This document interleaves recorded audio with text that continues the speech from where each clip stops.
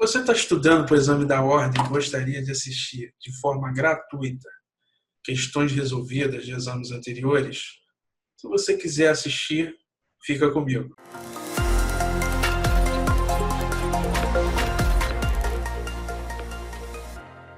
Olá pessoal, Sérgio Mota aqui hoje para a gente corrigir as questões de direito empresarial do 31º exame.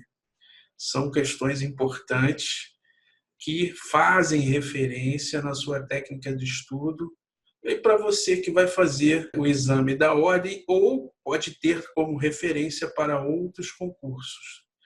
Ok? Se você gostar do conteúdo, gostar da aula, você já pode deixar o seu like, se inscrever no canal e ativar o sininho para receber as notificações das demais aulas. Um forte abraço, bons estudos. Mas vamos lá, a prova branca, tá, pessoal? Tipo 1.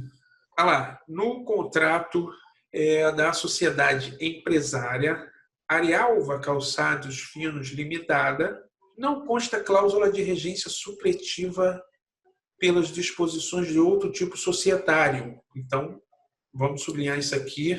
Isso aqui já é uma informação importante, né? Não consta cláusula de regência supletiva pelas disposições de outro tipo societário. Ademais, tanto no contrato social quanto nas disposições legais relativas ao tipo adotado pela sociedade, não há norma regulando a sucessão por morte do sócio. Então, não há cláusula regulando a sucessão por morte do sócio. Diante da situação narrada, assinale a correta. Maravilha, né, pessoal? Olha só. Você acha que aqui, né, questão pequena, mas aqui nós temos vários conceitos no que tange a sociedades, né? Os tipos de sociedade que estão presentes no Código Civil, tá? Aqui, pessoal, para começar, vamos trabalhar os conceitos. Aqui, ó, são aplicáveis às sociedades limitadas as regras constantes dos artigos 1052 a 1087 do Código Civil, tá? Maravilha. Todavia, naquilo em que forem omissos os dispositivos, né? Então, é o caso da questão, né? A omissão, é isso?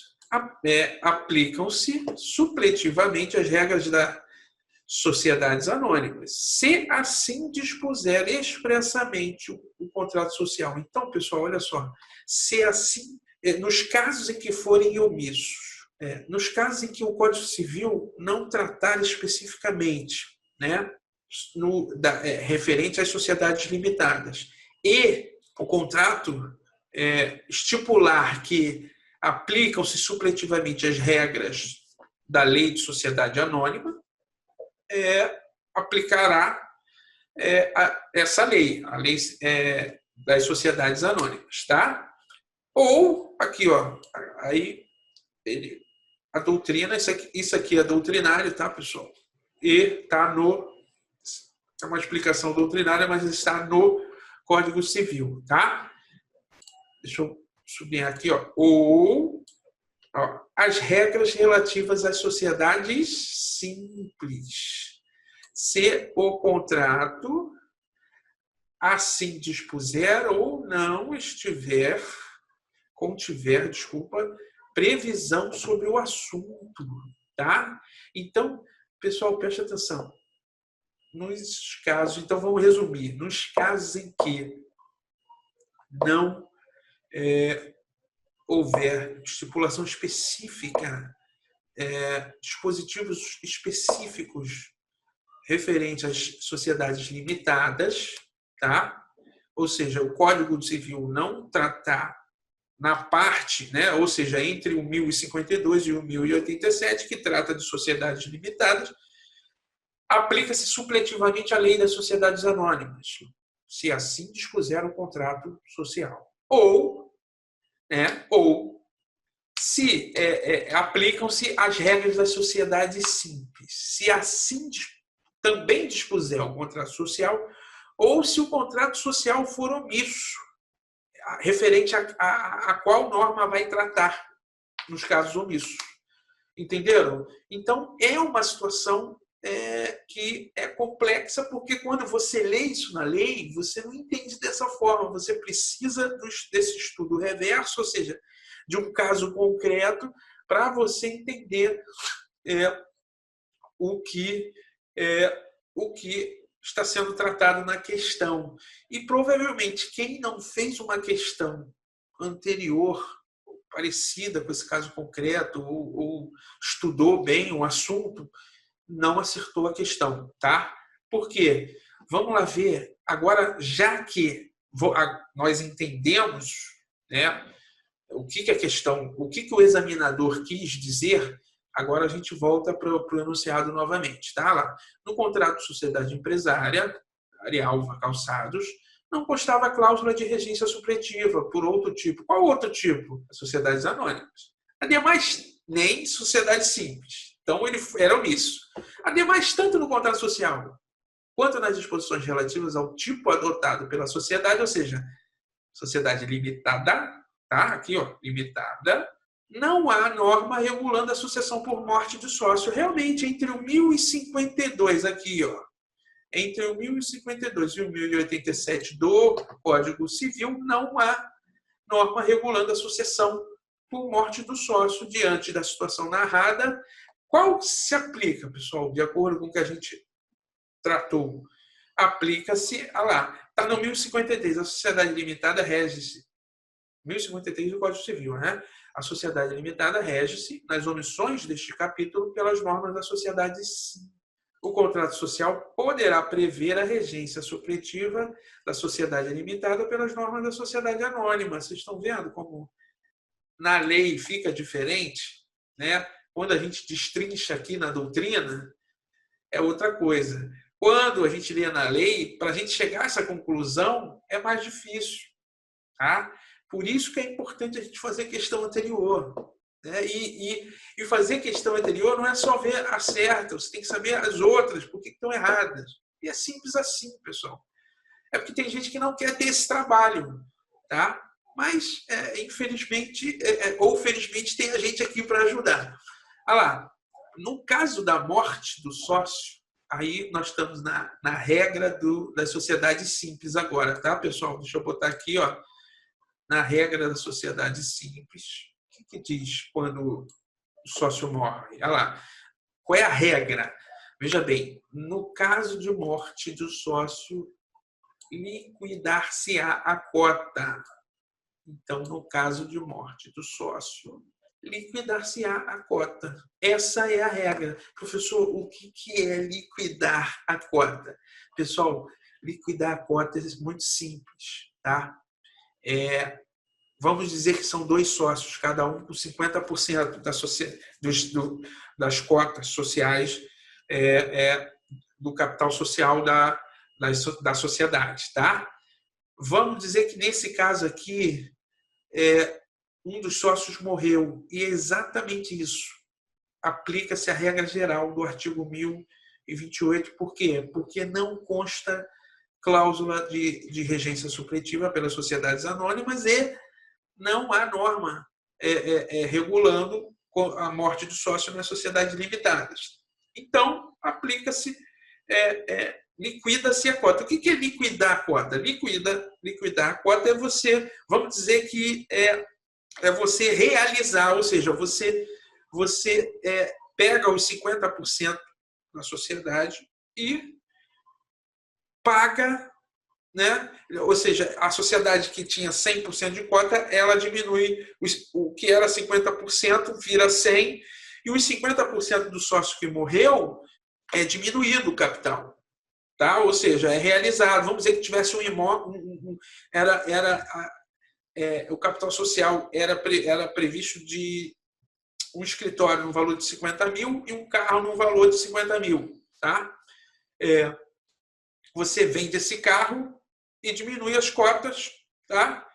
E entrega, né, a quem de direito. Tá? Aí é outra história. Mas o que acontece é o seguinte, é que o capital social diminui. Tá? Veja que o sócio, esse sócio que morreu, sai. Não entra, o filho não entra, tá? Não tem nada disso, tá? Simplesmente eu liquido a cota do sócio e a sociedade lhe diminui, tá bom? Aí a forma de liquidar é outra história, tá? Agora, aí nós temos apuração de haveres, tá? Porque, na verdade, o sócio tem débito, tem o ônus e o bônus, tá? Mas isso aí não vem. Eu quero que você entenda o seguinte: o capital que era 100, dois sócios, cada um com 50, diminui para 50, o que era 50 vira 100. Porque liquidou-se os outros 50%. Isso é que é liquidar. O capital social diminui, tá? A burocracia de se fazer isso é outra história. Agora, veja, interessante, isso só não acontece salvo ser, então, liquida-se a cota, salvo se o contrato dispuser de forma diferente. Então, professor, o contrato social pode prever? Pode. Os sócios, na hora, se algum de nós morrer, falecer, o meu filho vai entrar, né? Beleza. Tá? Aí é um contrato privado, né, pessoal? Se os sócios remanescentes optarem pela dissolução, se um de nós morrer, a sociedade é dissolvida também. Tá? Ou seja, aí não diminui para 50. O que acontece? Acaba, ela é encerrada. Tá? Acaba a pessoa jurídica. Se, por acordo com os herdeiros, regular-se a substituição do falecido. Também pode acontecer. Tá? Ou seja, um dos sócios morreu, em vez de liquidar, faz um acordo, não. Vamos substituir o sócio falecido, o que entrar vai pagar os herdeiros. Tá? É aquilo que eu falei. Mas a regra é o seguinte, pessoal: se o sócio faleceu, liquida-se a cota. Ou seja, a sociedade diminui, né, o capital social e haverá a resolução da sociedade em relação ao sócio em caso de morte. Ou seja, isso que é liquidar. Né? Ou seja, resolve. O que é resolver, pessoal? Terminar. Então, termina a participação do sócio com a liquidação das suas cotas, tá? Que a ele pertenciam. Tá? E a sociedade diminui de tamanho no que tange ao capital social. Essa é a regra. Tá? Então, pela regra, pessoal, pela regra, o gabarito é letra A. Tá? Não tenha dúvida. Tá? Aqui, ó. Gabarito, letra A. Haverá transmissão causa-morte da cota? Pode, mas como não há regulação, olha lá, o que diz o caso concreto? Relativas ao tipo adotado, não há norma regulando a sucessão por morte. Tá? Olha lá, tanto no contrato social quanto nas disposições legais, não há norma. Aí, beleza, se não há norma e não há, eles não regularam aqui, ó, eles não regularam a substituição, aplica-se a regra geral, que é o quê? Liquidar a cota. Liquida a cota, tá bom? Então, haverá transmissão? Não, né, pessoal? Não, porque o caso concreto não deixou claro que não há acordo no contrato social. Não há esse acordo no contrato social. Teria que haver, tá? Caberá ao sócio remanescente regular a substituição do sócio falecido. Não, tá? Não há essa previsão, tá? Na regra da sociedade simples. A regra é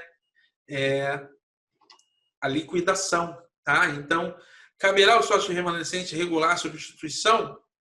Sim, se isso tivesse previsto, se isso tivesse no caso concreto, previsto no contrato social, então não está no caso concreto, tá? Os sócios serão obrigados a incluir no contrato social cláusula dispondo sobre a sucessão? Não, eles não são obrigados, tá? Eles não são obrigados, tá, pessoal? Eles podem incluir, mas se não tiver, que é o caso da questão, tá? Olha lá, não consta cláusula de regência supletiva e não consta no contrato social e nem nas disposições legais relativas à sociedade limitada a norma regulando a sucessão por morte do sócio. Então, não é essa obrigação de que eles tenham que colocar, e para isso tem a lei, que é aplicada de forma supletiva. Tá bom? Então, baseado nisso, gabarito, letra A, questão que eu considerei difícil, tá? Mas quem faz uma vez não erra mais, não erra nunca mais, tá? Isso é que é o legal desse estudo reverso, tá? Vamos para a próxima? Lá, a Nádia e Deodoro são condôminos de uma cota da sociedade limitada no valor de R$13.000. Olha lá, pessoal, uma cota dá uma unidade de cota, tá bom? Nem a cota, nem o capital da sociedade fixado em R$50.000 se encontram integralizados. Professor, o que é integralizar? Quando a gente monta uma sociedade, constitui uma sociedade, seja ela limitada, simples, os sócios se obrigam, a transferir parte dos seus bens para a sociedade para que ela se mantenha e possa existir, no mundo fático. Isso pode ser com veículo, com imóveis, com qualquer tipo de bem, dependendo do tipo de sociedade. Tá? Dinheiro. E isso tem que ser integralizado. Eles se obrigam a isso no contrato social. Tá? Enfim, integralizar é isso, realmente integrar, entregar. Veja que o bem. Veja que você é consultado como advogado sobre a possibilidade de a sociedade demandar os condôminos para que integralizem a referida cota. Assinar a opção que apresenta a resposta correta. 1004 do Código Civil. Os sócios são obrigados, na forma e prazo previstos, às contribuições estabelecidas no contrato social. E aquele que deixar de fazê-lo, nos 30 dias ao da notificação da sociedade, responderá perante esta pelo dano emergente da mora. Então, professor, existe prazo para eles integralizarem a cota? É o prazo previsto no contrato social. Eles estipulam um prazo. Tá? Se não tiver o prazo estipulado, 30 dias da notificação, ou seja, são dois sócios, são 3 sócios, 2 integralizaram, 1 não. Os 2 vão se reunir e vão notificar o terceiro para que ele faça a integralização, tá? Dentro de prazo de 30 dias ao da notificação. 1056, pessoal, do Código Civil, a cota é indivisível em relação à sociedade. Então, a cota é indivisível, por isso que ela pode ser objeto de condomínio, tá? Por isso que ela pode ser objeto de condomínio, porque ela é legalmente indivisível, tá bom? Olha lá, salvo, continuando, salvo para efeito de transferência, caso em que se observará o disposto, enfim, em caso de transferência, aí é outra história, não convém para a questão, tá? Parágrafo 1º, no caso de condomínio de cota, os direitos a ela inerentes somente podem ser exercidos por um condômino representante, pelo condômino representante, ou pelo inventariante do espólio do sócio falecido. Isso é muito comum, né, pessoal? Quando o sócio morre, o inventariante é que fica administrando, as cotas do falecido na sociedade. Ou se tiver condomínio, vamos dizer que os 2 filhos herdaram a cota. Eles agora vão ter que eleger um dos 2 representantes para que esse tome as providências necessárias quando for demandado para isso. Tá? Sem prejuízo do disposto do artigo 1052, os condôminos de cota indivisa respondem solidariamente pelas prestações necessárias à sua integralizar responsabilidade solidária entre os condôminos. Tá? Então, baseado nisso, a gente já pode responder a questão. Eles são obrigados à integralização a partir da decretação de falência. Não, pessoal, Não precisa, se a obrigatoriedade de integralizar, raciocina comigo, se a obrigatoriedade de integralizar uma cota fosse a partir da falência, ninguém ia ver, não, nenhuma sociedade teria capital social, na realidade, né, no mundo fático, e não há essa previsão legal, tá? Então, errou, tá? Não há essa previsão legal, tá? Eles não são obrigados à integralização. Veja que a banca inventou uma regra para ver se o candidato caía na letra A, né? Porque aqui o candidato não teria noção nenhuma. Eles não são obrigados a integralização pelo fato de serem condôminos de cota e divisa. Nada a ver, eles são obrigados, tá? Seja em condomínio ou seja um único dono. Não interessa, tá? Então, quando ele fala que não são obrigados, ele foi para um extremo, né? O extremo da não obrigatoriedade, tá? Eles são obrigados, tá? São obrigados. Letra C, eles são obrigados, eles são obrigados a integralizar, porque todos os sócios, mesmo os condôminos, devem integralizar o capital, sim. Todos os sócios, ainda que em condomínio, devem integralizar. E no caso aqui, a responsabilidade ainda é solidária, tá bom? Gabarito, letra C. Eles não são obrigados à integralização, porque o capital não existe essa previsão legal, tá? Não existe essa previsão legal. Deixa eu botar de vermelho. Não existe essa previsão legal, tá? De capital social inferior a determinado valor. Se qualquer valor que seja, se o sócio subscrever, o que é subscrever? É ele participar no contrato social ou no estatuto, no caso de sociedades anônimas, que integralizará o capital social com imóvel, com bem móvel, seja ele veículo, móveis, né, computadores. Isso tudo é contabilizado e gera um capital social. Seja qual for o valor, ele tem que integralizar, tá? Gabarito, letra C, tá? Eu trouxe aqui, pessoal, aqui já é um conceito de condomínio, né? Lá no 1315, o condômino é obrigado, o condômino é obrigado, na proporção de sua parte, a concorrer para as despesas de conservação e divisão da coisa e suportar o ônus a que estiver sujeita. Logo, uma coisa não está distante ou desvinculada da outra. Veja que ele pode ser condômino num imóvel que também é indivisível, né? Logo, todo mundo tem que arcar com as despesas, né? Obrigatoriamente, ou condomínio de cotas de sociedade, seja ela qual que tipo for, tá bom? Vamos lá, pessoal, para a próxima? 48. As sociedades empresárias Y e J celebram o contrato tendo por objeto a alienação do estabelecimento da primeira. Então, nós estamos aqui com contrato de trespasse, tá, pessoal? Situado em Antônio Dias.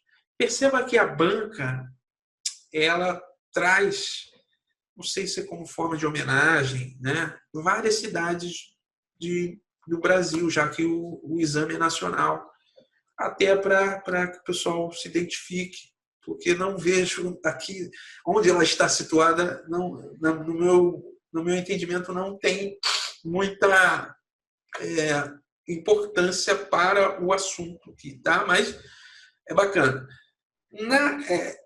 Na data da assinatura do contrato, dentre outros débitos, portanto, estamos tratando de débitos regularmente contabilizados, débitos contabilizados, constava uma nota promissória, vencida havia 3 meses. Então, nós estamos tratando de nota promissória vencida, tá? Aqui, ó, nota promissória vencida.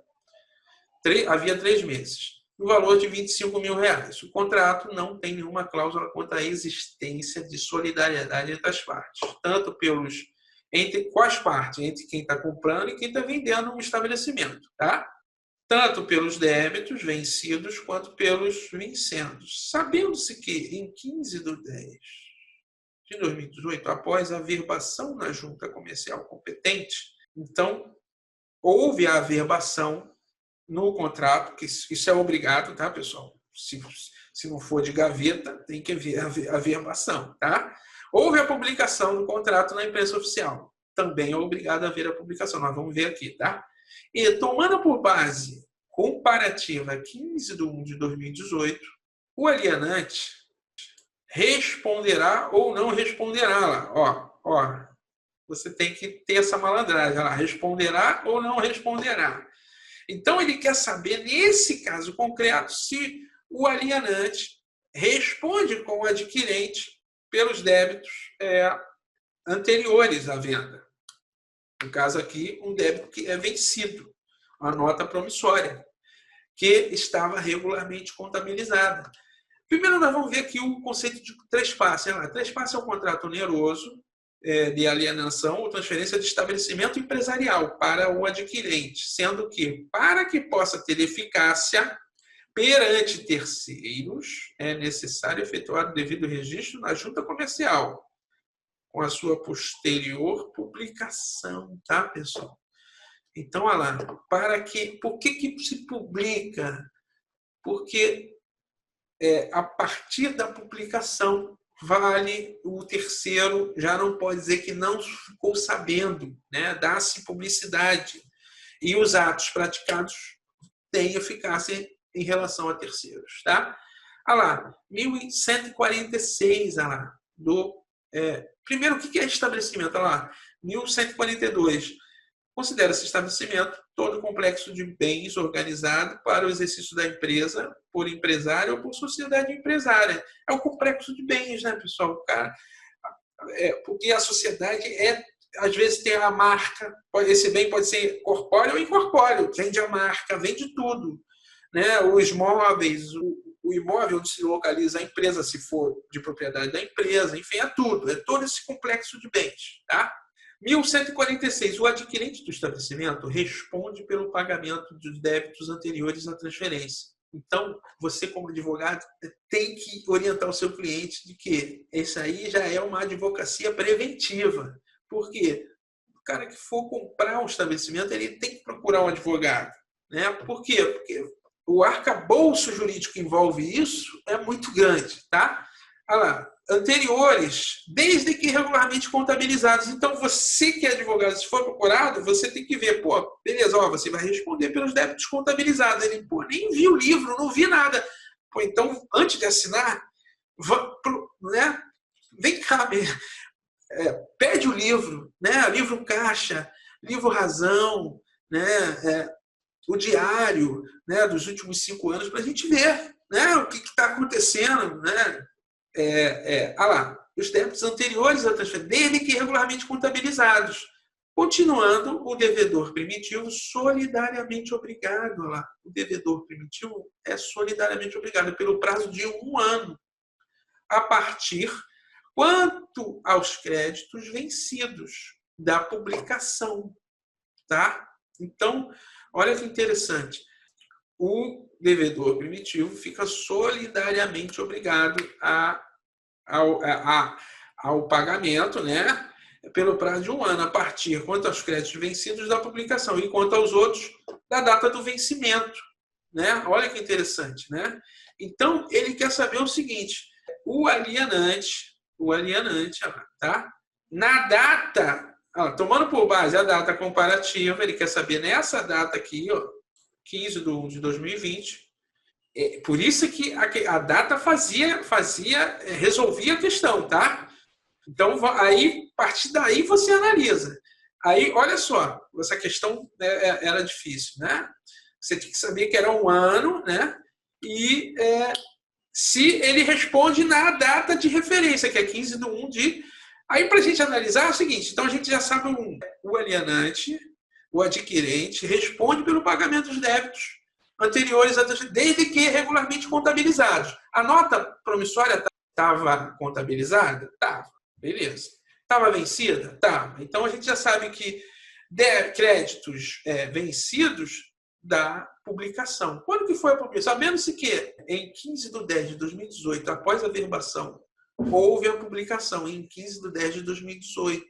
Então, foi averbado e foi publicado. Aí ele quer saber se o alienante, em 15/1/2020, responde por essa nota promissória. Não, tá? Não responde, tá? Olha lá, letra D, tá? Não responde pelo débito vencido com o adquirente diante do decurso do prazo de 1 ano da publicação, né? 15/10/2019. Então, o alienante só respondeu até 15/10/2019. A partir daí, o alienante não responde mais. Era para o adquirente ter resolvido com o alienante isso antes. Ele, infelizmente, foi pego pelo transcurso do prazo. Então, gabarito aqui, pessoal, é letra D, tá? Com base no artigo 1146 do Código Civil. Aí vamos ver como é que a banca tratou os outros. Muito simples, olha lá. Ele disse que o alienante, em 15/1/2020, responderá pelo débito por não terem decorrido 5 anos. Não, o prazo é de 1 ano. Tá? E ele não responderá. Então, veja que a banca inventa prazos. Cuidado, tá? A banca inventa prazo. Ah lá, não responderá, beleza. Vamos ver se ele justificou o correto. Pelo débito vencido com o adquirente, em razão de não ter sido estipulada tal solidariedade no contrato. Não, a solidariedade aqui é legal, não precisa estar prevista no contrato. A solidariedade aqui é legal, prevista no Código Civil. Então, ele falou que não responderá, mas a justificativa é em razão de não ter sido estipulado solidariedade no contrato. Ele colocou isso para ver se pegava o pessoal. Tá? Olha lá. Não, aqui, ó, não tem nenhuma cláusula quanto à existência de solidariedade entre as partes. Poderia ter? Poderia um contrato privado, né, pessoal? Mas o contrato privado não pode suprimir o direito legal do adquirente de ter os débitos vencidos pagos por quem de direito à época. Tá? Então, por isso que ele teria que ter procurado um advogado. Tá? Então, a justificativa aqui está errada. Tá? Não responderá pelo débito vencido o adquirente até a ocorrência da prescrição relativa à cobrança da nota promissória. Então, ele não responderá em 15/1/2020, porque já se transcorreu 1 ano. Aqui, ó, 1 ano. Tá em azul aqui no artigo 1000 da data da publicação. Tá? Questão difícil, tá, pessoal? Mas eu acho que aqui a gente conseguiu fazer com que, né, o pessoal interpretasse a questão da melhor forma possível, tá? Vamos para a próxima. Lá, pessoal, 2 sociedades empresárias celebram contrato de agência com uma terceira sociedade empresária. Maravilha, tá? Que assumiu a obrigação de, em caráter eventual e sem vínculos de dependência com os proponentes, promover à conta das primeiras, mediante retribuição, a realização de certos negócios com exclusividade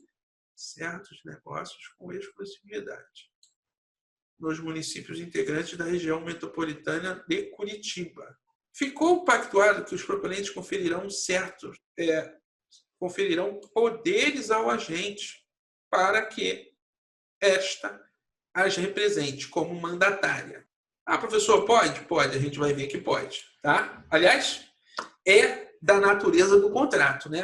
Se a empresa, as 2 sociedades querem que uma terceira represente em outra região, está claro que ela tem que ter poderes para isso. Antônio Prado, sócio de uma das sociedades empresárias contratantes, consulta seu advogado quanto à legalidade do contrato, né? Notadamente a delimitação de zona geográfica e a concessão de mandato ao agente. Sobre a hipótese apresentada, considerando as disposições legais relativas ao contrato de agência, assinale a correta. Tá? Pessoal, vamos ver aqui artigo 710 do Código Civil. Pelo contrato de agência, uma pessoa assume em caráter não eventual e sem vínculos de dependência a obrigação de promover a conta de outra, mediante retribuição, a realização de certos negócios em zona determinada, caracterizando-se a distribuição quando o agente tiver à sua disposição a coisa negociada. Tá? Então, pessoal, ó, artigo 621. Aplica-se ao contrato de agência e distribuição no que couber as regras concernentes a mandato e comissão. Então, veja que o contrato de mandato, a agência, distribuição e comissão estão ou podem estar entrelaçados, tá? Por quê? Porque na hora de que pode surgir algum conflito e em virtude desses conflitos a justiça pode ser procurada, o judiciário vai se valer das regras do mandato, da comissão, da distribuição, do contrato de agência, tá bom? Nesse sentido, ok? Baseado nisso, vamos para as alternativas, tá? Letra A, pessoal, não há ilegalidade quanto à zona geográfica para atuação exclusiva do agente. Pô, maravilha, né? Não tem ilegalidade nenhuma lá. Que tá lá, em zona determinada, está na lei, artigo 710, tá? Não tem legalidade, ele pode... Por quê? Ele determina uma zona, né? Em outra ele bota outro agente. E nenhum não pode entrar na zona do outro, tá? Aquela zona pode ter exclusividade, o determinado agente. Aliás, isso é o mais ético, né? Por isso que está na lei. Bem como em relação à possibilidade de ser o agente mandatário dos proponentes. Está ali, né, pessoal? Olha lá. Tem que ter poderes, né? Olha lá. Poderes para distribuir e negociar, né? Olha lá. Por serem características do contrato de agência. Aquilo que eu falei, pessoal. É da característica do contrato de agência que o agente possa realizar negócios em determinada zona, tendo em vista ele ter a possibilidade de publicidade nessa zona e logística. Então, ele pode fechar negócios, ele pode ter poderes para fechar negócios, né, para promover o negócio das outras duas empresas, né, no caso aqui. Então, gabarito letra A, sem problema nenhum, tá, pessoal? Essa questão eu achei tranquila, tá? Olha lá. Quando ele fala que há ilegalidade, fixação de zona para atuação exclusiva por ferir a livre concorrência, não fere, tá, pessoal? Por quê? Porque a ideia é que o contratante, né, e o contratado façam o melhor negócio para os dois, né? E não fere a livre concorrência, por isso é que está na lei, tá? Então, não fere a livre concorrência e não há ilegalidade, tá? E quando ele fala a ilegalidade, aqui na C também já errou. Tanto na outorga de mandato, então aqui ele diz que, veja que na B ele fala que há ilegalidade em relação à zona exclusiva, mas não há em relação à outorga de mandato. Beleza, não há em relação à outorga de mandato e nem em relação à zona exclusiva. Então aqui ele errou. Então há ilegalidade em relação ao mandato por ser vedada a relação de dependência e também quanto à fixação. Então aqui ele diz que há legalidade em relação ao mandato e exclusividade. Ele errou duas vezes, tá? Da D, ele fala que não há ilegalidade em relação à zona exclusiva. Mas há, não há, olha lá, em relação à concessão de mandato. Então, não há ilegalidade nem a zona exclusiva e nem a relação de mandato, tá? Conforme previsão do artigo 710 e 721 do Código Civil, tá bom? Gabarito, letra A. Aqui, pessoal, José da Silva, credor da sociedade empresária, consulta você como advogado para obter orientação quanto aos efeitos de uma provável convolução de recuperação judicial em falência. Em relação à hipótese apresentada, analise as afirmativas a seguir e assinale a correta. Tá? Pessoal, questão que trata de lei de falências, né? Lei 11.101, tá? De 2005. Eu daria uma olhada nessa lei, tá? Por quê? Porque sempre tem questão dela, né? Então, se você sabe que vai cair, eu preciso que você pelo menos entenda a sistemática da recuperação judicial e da falência. Provavelmente você já deu isso na faculdade, né? Mas em relação a essa questão, né, o nosso foco aqui não é explicar nem recuperação judicial nem falência, porque não temos tempo hábil para isso e o curso não é para isso. Mas eu leria e tentaria entender, tá, pessoal? Não é uma coisa impossível, é um nicho que tem crescido muito, tá, pessoal? E que custa caro, né? Geralmente, administradores judiciais, né, de falência e recuperação judicial são advogados, né, ou contadores, né, ou os dois, tá bom? Então, é um nicho importante para quem quer se especializar. Mas voltando aqui para a questão, olha só, o examinador, tentando não errar, ele copia o gabarito da questão, o artigo 80 da lei, lá, considerar-se-ão habilitados os créditos remanescentes da recuperação judicial, quando definitivamente incluídos no quadro geral de credores, tendo prosseguimento as habilitações em curso. O que isso quer dizer, professor?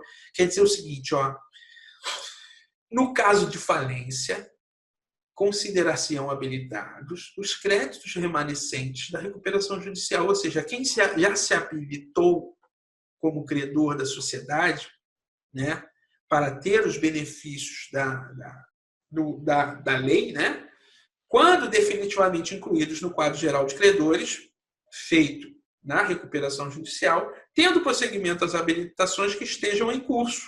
Porque o que trata da convolução, pessoal? A convolução é quando a convolução da recuperação judicial em falência, tá? É quando no curso da recuperação judicial, por algum erro ou algum descumprimento das normas da recuperação judicial, o juiz decreta a falência. Por exemplo, aqui, ó, até por deliberação da Assembleia dos Credores, tá? Um exemplo aqui, artigo 73, inciso 1, é um exemplo de quando pode, né, o juiz decretar a falência no transcurso da recuperação judicial. Por isso que a convolução da recuperação em falência, tá? Então, olha lá, vamos ler. Os créditos remanescentes da recuperação serão considerados habilitados quando definitivamente incluídos nos quadros de credores, tendo prosseguimento as habilitações que tiverem em curso. Artigo 80 da lei. Copiou, tá? E por ser cópia literal, a gente não tem o que fazer, tá? Pessoal, esse tipo de questão tem em todas as provas. Por isso que a leitura da lei seca, eu passava, na semana anterior dos meus concursos, eu passava lendo lei, porque se eu tivesse lido, eu poderia lembrar. Lendo lei seca, porque eu já tinha estudado o conteúdo, a doutrina, a jurisprudência. Então, na semana anterior, eu lia leis. Tá? Então, olha lá, gabarito letra A, porque é o artigo 80 da lei 11.101. Tá? Agora vamos ver porque as outras estão erradas. Tá? Olha lá. As ações que devam ser propostas no juízo de falência estão sujeitas à distribuição por dependência, exceto... Pessoal, errou aqui, tá? Já vou dizer, olha lá, a gente não quer desvendar a banca? Exceto a revocatória e a revisional. Não, aqui seria inclusive a revocatória e a revisional do crédito admitido no quadro geral de credores. Olha lá, vamos ver, pessoal? Olha lá. Ó, os pedidos de falência estão sujeitos à distribuição obrigatória, respeitada a ordem de apresentação. As ações que devam ser propostas no juízo de falência estão sujeitas à distribuição por dependência, né? Ou seja, tem que ser o juízo da falência, tá? Então, a ação revocatória e a revisional tem que ser apresentada no juízo de falência. Isso aí não tem. Olha lá, artigo 134, tá? Eu estou só revocatória aqui para vocês verem. Ó, a ação revocatória, né, correrá perante o juízo da falência e obedecerá ao procedimento ordinário previsto na lei, no CPC, né? Então, também, inclusive, né, e não exceto, a ação revocatória, né, que é quando a sociedade quer, o credor, né, quer o bem de volta, né? Antes não sabia que a sociedade estava prestes a pedir falência e fez uma venda a prazo de um bem e quer o bem de volta porque não quer, porque a lei lhe dá essa possibilidade, a chamada ação revocatória, é um exemplo que eu estou falando, tá bom? Então, baseado nisso, exceto, o exceto está errado e não seria inclusive a revocatória e a revisional, tá bom? C. A decretação de falência determina o vencimento antecipado das dívidas do devedor contra os créditos excluídos dos efeitos da recuperação judicial. Quanto aos créditos submetidos ao plano de recuperação, são mantidos os prazos nele estabelecidos e homologados pelo juiz. Não, né, pessoal? Aqui, ó. A decretação de falência determina o vencimento antecipado, ó, das dívidas do devedor e dos sócios, ilimitada e solidariamente responsáveis, com o abatimento proporcional dos juros, e converte todos os créditos em moeda estrangeira para a moeda do país, pelo câmbio do dia da decisão judicial, para todos os efeitos dessa lei. Todos os efeitos dessa lei.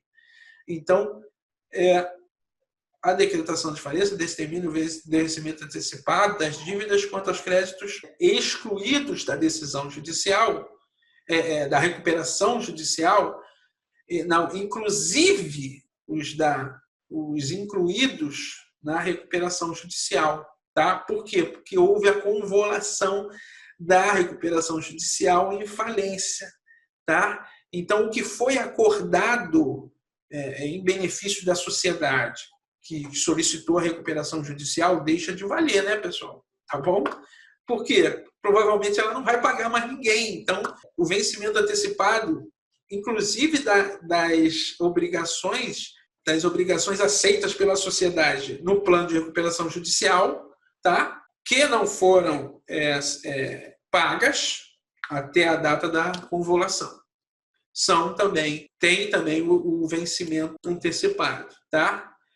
Então, não há essa diferenciação quanto a créditos submetidos ao plano de recuperação ou não, tá? Então, não há essa diferenciação. Aqui, né? Aqui, ó. Tá? Cuidado. As ações tentadas pelo devedor durante a recuperação judicial serão encerradas, devendo ser intimado o administrador da extinção dos feitos, sob pena de nulidade do processo. Pessoal, errado, tá, pessoal? Olha aqui, artigo 76, parágrafo único da Lei 11.101, olha lá. Todas as ações, inclusive as excetuadas no caput deste artigo, né, terão prosseguimento com o administrador judicial. Terão prosseguimento, pessoal, não são encerradas, tá? Não sei de onde que é.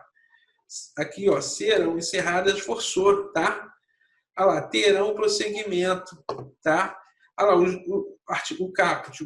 O juízo da falência é indivisível, competente para conhecer todas as ações sobre bens, interesses e negócios do falido, ressalvados ações trabalhistas que ficam na Justiça do Trabalho, as ações fiscais que ficam nas varas de fazenda pública, tá? E aquelas reguladas em lei em que o falido figurar como autor ou desconsorte ativo, ou seja, ele é o autor, ele não está sofrendo, ele não é réu, né, em virtude de possível execução fiscal, tá? Ele é autor, tá bom? Aí não vai para o juízo de falência, tá bom? Então, pessoal, baseado nisso, gabarito letra A. tá? Espero que vocês tenham conseguido verificar como que a banca abordou. Veja que eles foram em vários dispositivos da lei, né, atrás de saber se vocês saberiam os conceitos legais, tá bom? Assim a gente termina aqui a parte de direito empresarial. Um forte abraço. Até a próxima.